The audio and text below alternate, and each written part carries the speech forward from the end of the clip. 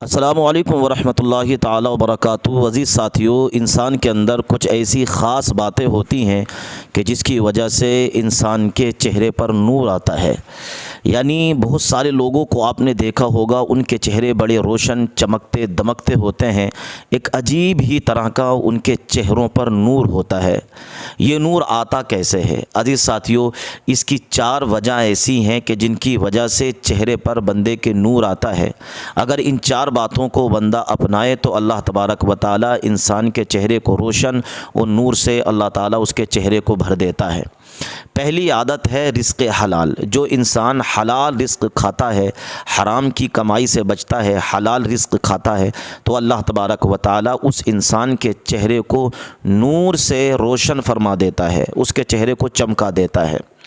Number 2, नमाज से चेहरे पर नूर आता है। जब इंसान नमाज अदा करता है तो अल्लाह तबारक व ताला नमाज की बरकत से इंसान के चेहरे को रोशन फरमा देता है, उसके चेहरे को मुनव्वर व ताबा फरमा देता है। इसलिए नमाज उसके वक्त पर अदा कीजिए अगर चेहरे पर नूर चाहिए तो। नंबर 3, यतीमों पर शफ़क़त करने से भी अल्लाह तबारक व ताला चेहरे पर नूर अता फ़रमाता है। अगर आपकी बस्ती में, आपके पड़ोस में, आपके रिश्तेदार में, ख़ानदान में कोई यतीम हो तो उससे मोहब्बत कीजिए, शफ़क़त कीजिए, उससे प्यार के साथ बात कीजिए। अल्लाह तबारक व ताला आपके प्यार से बात करने की बरकत से अल्लाह पाक आपके चेहरे को नूर से रोशन फरमा देगा। नंबर 4 जो है वो ये है कि इंसान हमेशा सच बोले। सच बोलने से भी चेहरे पर नूर आता है, झूठ बोलने से चेहरे का नूर चला जाता है। इसलिए हमेशा सच बोलने की आदत डालिए, ख़ुद भी सच्चे बनिए, अपने बच्चों को भी सच्चा बनाइए। यकीनन जिनके चेहरों पर नूर होता है वो लोग इन चीज़ों के पाबंद होते हैं, वो नमाज के पाबंद होते हैं, हलाल रिज़्क़ खाते हैं, यतीमों पर शफ़क़त करते हैं, ऐसे ही वो हमेशा सच बोलते हैं। आप भी इन 4 बातों को अपनाइए, फिर देखना अल्लाह तबारक व ताला आपके चेहरे को नूर से किस तरीक़े से मुनव्वर और रोशन फरमा देगा। यकीनन आपको हमारी ये वीडियो अच्छी लगी होगी। अगर अच्छी लगी हो तो हमारे चैनल को सब्सक्राइब कीजिए, चैनल से जुड़े रहिए। अल्लाह ताला हम तमाम को नेक बातों पर अमल की तौफीक अता फरमाए।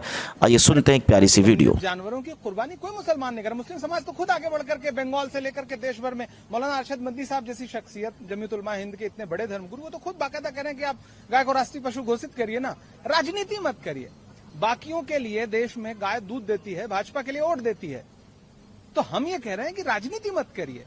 कोई मुस्लिम समाज का कौन व्यक्ति रोड पे नमाज पढ़ने जा रहा है जितना आप उसका नैरेटिव बनाते हो? इस तपती दोपहरी में कौन रोड पे नमाज पढ़ेगा भैया? जुमे को लेकर के जो आप नैरेटिव बनाते हो, जुमा दिन में 1:30 बजे हो रहा है, 1 बजे हो रहा है, 2 बजे हो रहा है, इस तपती दोपहरी में कौन रोड पर खड़ा होगा नमाज पढ़ने के लिए? लेकिन आपको फालतू का एक मुद्दा बनाना है, क्योंकि आपके पास गिनाने के लिए डेवलपमेंट का कोई काम नहीं है, तो आपको टारगेट करना है रोड पे नमाज मत पढ़ो। कोई रोड पे नमाज नहीं पढ़ रहा है। ये शुद्ध रूप से सरकार का फेल्योर है कि सरकार के पास डेवलपमेंट पे गिनाने के लिए कुछ नहीं है, तो मजबूर होकर के उनको मुसलमान मुसलमान मुसलमान का राग अलापना है। बस बात इतनी ज्यादा है। फालतू के मुद्दे बनाना बंद करिए। भारत का मुसलमान इसी देश का नागरिक है, इस देश के कानून को मानता है, और सबसे पहले सरकारों में बैठे हुए लोग इस देश के कानून को मानना शुरू करें। जनता तो मान ही रही है। इसके अलावा सर दाम बढ़ रहे हैं। 8 दिन में 3 बार दाम बढ़ चुके, लगभग 5 रुपए पेट्रोल पे, 5 रुपए डीजल पे और 3 से 4 रुपए सीएनजी पर पहुंचे। चुनावी खर्चा कैसे वसूलेगा? 5 राज्यों में जो चुनावी खर्चा था वो वसूलने का दिन आ गया। ये तो हम शुरू से, पूरी कांग्रेस पार्टी डे 1 से कह रही है, चुनाव खत्म होने दीजिए, आप देखिएगा कि सरकार किस तरह से लूटेगी देश की जनता को, जेब पर डाका डालेगी, और वो डाल रहे हैं। विदेशों में जो घूमने जा रहे हैं, 100 रुपए की जो चॉकलेट लेकर के जा रहे हैं प्रधानमंत्री जी, उसके नाम पे 100 अरब रुपया जनता की, देश की जनता की जेब से ही तो वसूला जाएगा ना। तो इसलिए किस्तों में देश की जनता को मारा जाएगा।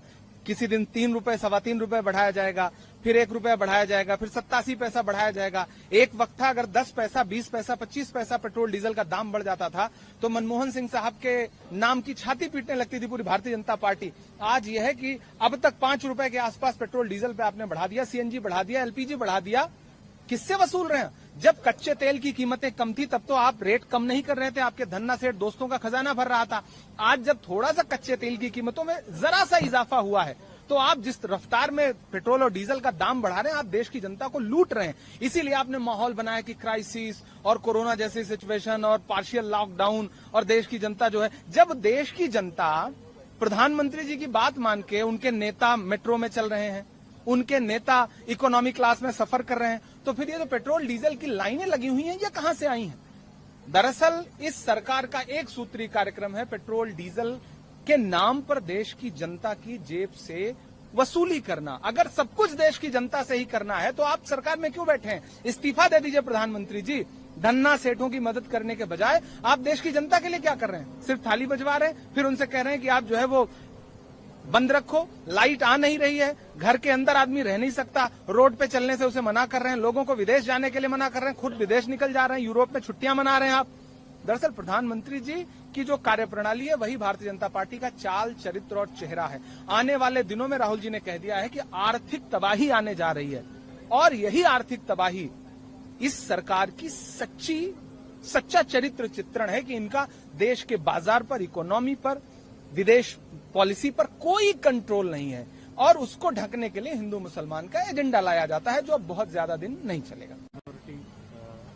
AICC को क्या कुछ रहा राहुल गांधी के साथ आपका? देखिए, एक रूटीन मीटिंग है ये। इससे पहले SC department, OBC department, ST department की एडवाइजरी काउंसिल गठित हुई, उसी तरह माइनॉरिटी डिपार्टमेंट की भी एडवाइजरी काउंसिल, और आज देश के सारे राज्यों से जो माइनॉरिटी के बड़े लीडर्स हैं वो सारे लोग यहाँ मौजूद थे।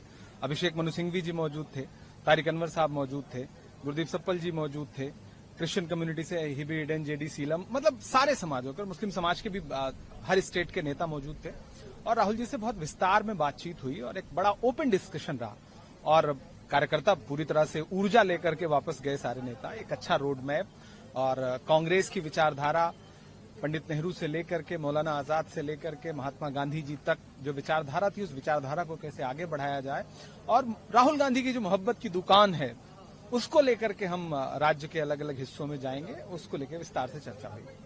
आपने मोहब्बत की दुकान का जिक्र करा आपने, तो इस वक्त ईद का मौका जो इतना प्रचलित मौका होता है, अपना एक अच्छा बड़ा ऑस्पिशियस ओकेजन होती है, उससे पहले भी एक नई तरीके की राजनीति कह लीजिए या एक मुद्दा दिख रहा है। पश्चिम बंगाल की सरकार, दिल्ली की सरकार, महाराष्ट्र की सरकार, जहाँ पे आप सांसद भी हैं, बाकायदा इस बात के लिए ताकीद की जा रही है, ऑर्डर निकाले जा रहे हैं कि किसी भी तरीके से जो है कुर्बानियां ना दी जाएं सड़कों पर, और ये सब चीजें ना हो, और एक बहस छिड़ रही है इस चीज की, इसको कैसे देखें? दरअसल भारतीय जनता पार्टी की पूरी राजनीति इसी सब पे टिकी हुई है। उनके पास विकास के लिए कोई रोड मैप तो है नहीं, तो चुनाव जीतें, सरकार बना लें, सरकार 2-3 साल चला लें, उसके बावजूद भी उनको राग एक ही अलापना है, रोड पे नमाज, कुर्बानी।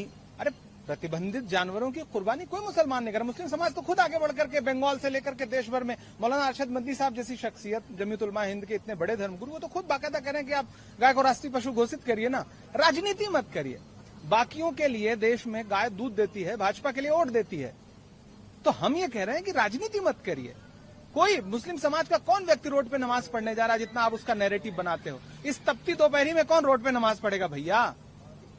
जुमे को लेकर के जो आप नैरेटिव बनाते हो, जुमा दिन में 1:30 बजे हो रहा है, 1 बजे हो रहा है, 2 बजे हो रहा है, इस तपती दोपहरी में कौन रोड पर खड़ा होगा नमाज